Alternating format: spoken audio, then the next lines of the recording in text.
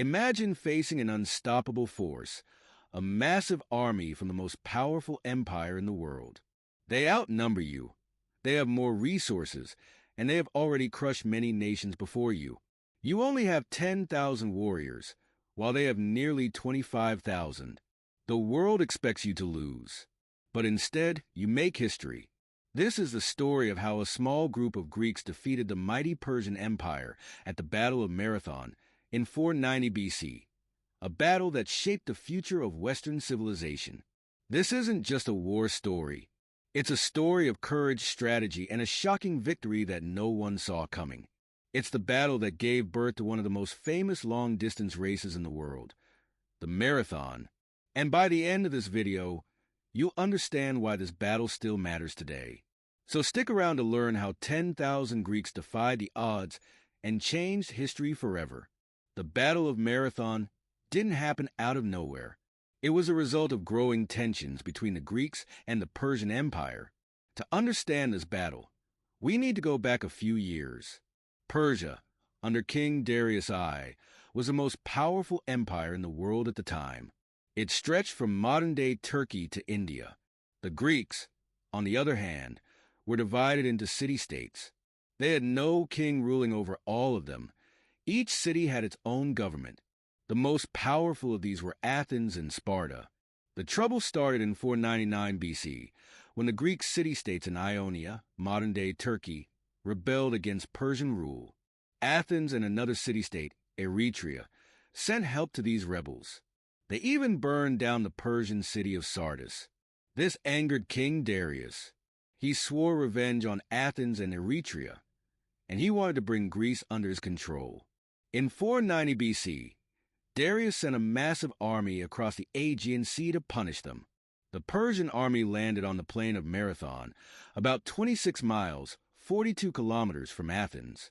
Their goal was clear: crush the Greeks, burn Athens to the ground, and make an example of them.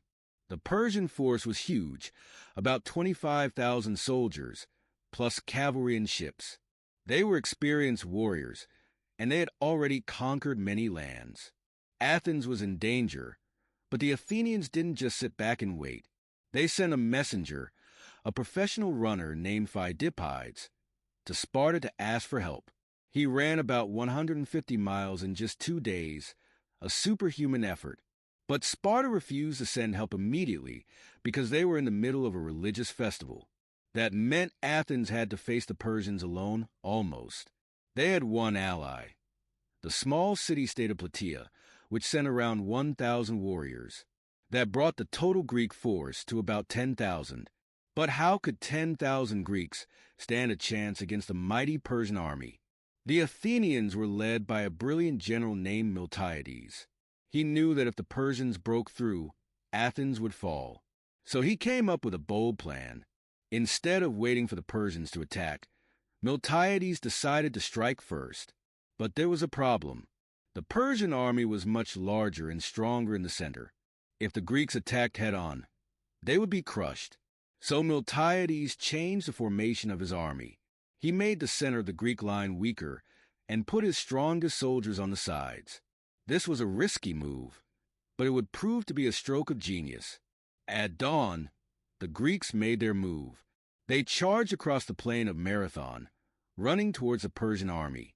This was unexpected. Usually, soldiers marched into battle, but the Greeks sprinted. Why? Because they wanted to close the distance as fast as possible. The Persians had archers, and if the Greeks moved slowly, they would be shot down before they even reached the enemy. The Persian army was surprised. They weren't used to facing such an aggressive attack, but they had numbers on their side. As the battle started, the Persians pushed back the center of the Greek line. It looked like the Greeks were about to lose, but this was exactly what Miltiades had planned. As the Persian soldiers rushed forward, the Greek flanks, the sides of their formation, curved inward and surrounded them. The Persians were trapped. Now, the battle turned into a massacre. The heavily armored Greek hoplites, fighting in tight formations, cut through the lightly armored Persian soldiers. The Persians panicked. They tried to escape, but there was nowhere to run. Many Persians were cut down on the battlefield. Others fled toward their ships. The Greeks chased them all the way to the shore, killing hundreds more as they tried to board. By the end of the battle, the Persians had lost about 6,400 men. The Greeks? Only 192. Against all odds, Athens had won. The Persian survivors fled back to their ships and sailed toward Athens, hoping to attack the city, while the Greek army was still at Marathon. But Miltiades saw this coming. He immediately marched his men back to Athens, 26 miles without rest. When the Persians arrived, they saw the Greek army waiting for them. Realizing they had lost, the Persians turned their ships around and sailed home. Athens was saved. After the battle, the Greeks sent a messenger back to Athens to deliver the good news. According to legend, this was Pheidippides, the same runner who had gone to Sparta for help. He ran all the way from Marathon to Athens, a distance of about 26 miles. When he arrived, he shouted, "Nike," which means victory, before collapsing and dying from exhaustion. His legendary run inspired the modern marathon race. The Battle of Marathon wasn't just an Athenian victory. It was a victory for freedom. If the Persians had won, Greek democracy might have been crushed before it even had a chance to grow. Marathon also showed the world that the mighty Persian Empire wasn't invincible. This battle gave the Greeks the confidence to stand up to Persia again, leading to even greater battles like Thermopylae and Salamis. Most importantly, it proved that strategy, discipline, and courage could overcome even the biggest army. The Battle of Marathon is more than just an ancient war story. It's a symbol of courage, strategy, and the power of determination. It was a moment when 10,000 Greeks, outnumbered and facing the full force of the mighty Persian Empire, refused to surrender. Instead, they stood their ground, fought with intelligence, and turned what seemed like certain defeat into one of the most legendary victories in history. Think about what this victory meant. If the Athenians had lost, the Persian Empire might have crushed Greece entirely.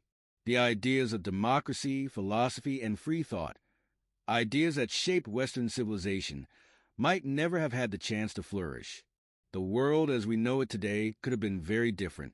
But this wasn't just a victory for Athens. It was a message to the world. Sheer numbers don't always win wars.